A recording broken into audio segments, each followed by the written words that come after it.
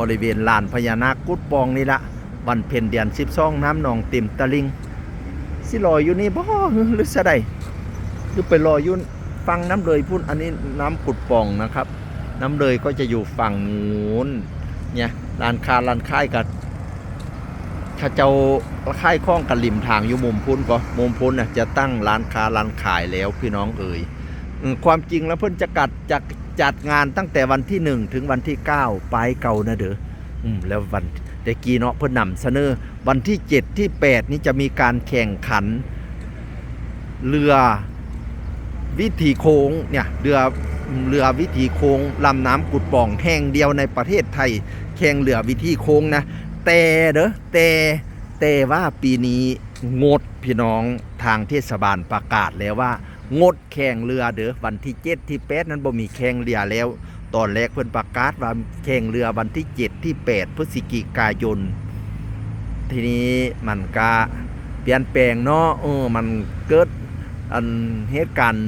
เศร้าสะเทือนให้กับปวงชนชาวไทยนั่นแหละพี่น้องเอ๋ยกับการสวรรคตของสมเด็จพระนางเจ้าสิริกิติ์สมเด็จพระบรมราชินีนาถ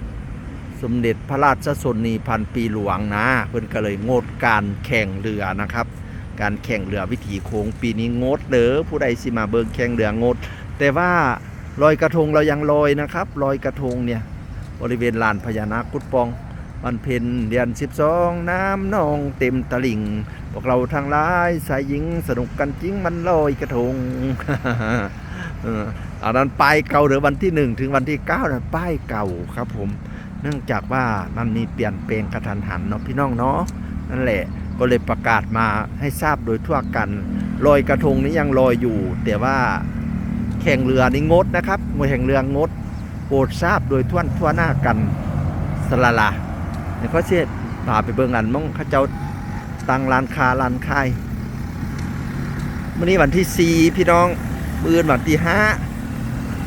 คันวันที่5มื้อนี้โอ้ยคนมาเอาลอตเตอรี่กันอัญญะเด้ออย่างมื้อเช้ารถติดเด้อทางพี่นะบ่จำเป็นยาสุมาเด้ออย่างมื้อเช้าวันที่5นะกับวันที่20นะรถมันจะติดเพราะว่าคนจะมาเอาลอตเตอรี่อันนี้นะครับตั้งร้านค้าร้านขายแล้วใครจะมาซื้อมาขายของก็มานะครับผมเนี่ยพรุ่งนี้คงจะขายของกันอัญญะแล้วแหละอาการบริเวณที่ค่ายไปจนฮอดบันเศร้าพุทธิมือตลาดถนนคนเดินต่อพุทธินี่หนักพี่น้อง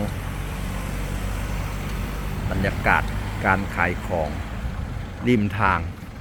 มันก็จะวิ่งรถได้เลนเดียวนะครับช่วงนี้นะก็จำเป็นกับต้องเข้ามาหรอกมันเลนได้เลนเดียวแห้งอันนั้นเด้อแห้งวันที่5มื้ออื่นนี่เด้อคนแห้งเสียเหมาเอารถตอรี่ไล่แห้งสิเลนฮะซะนี่ละเขาจะไปเฮ็ดงานก่อนพี่น้องเข้ามาเวทไทยก็บ่มีแนวไทยเดี๋ยวมาแจ้งพี่แจ้งน้องว่าลอยกระทงตามปกติแต่ว่าแข่งเรืองดนะครับสวัสดีครับ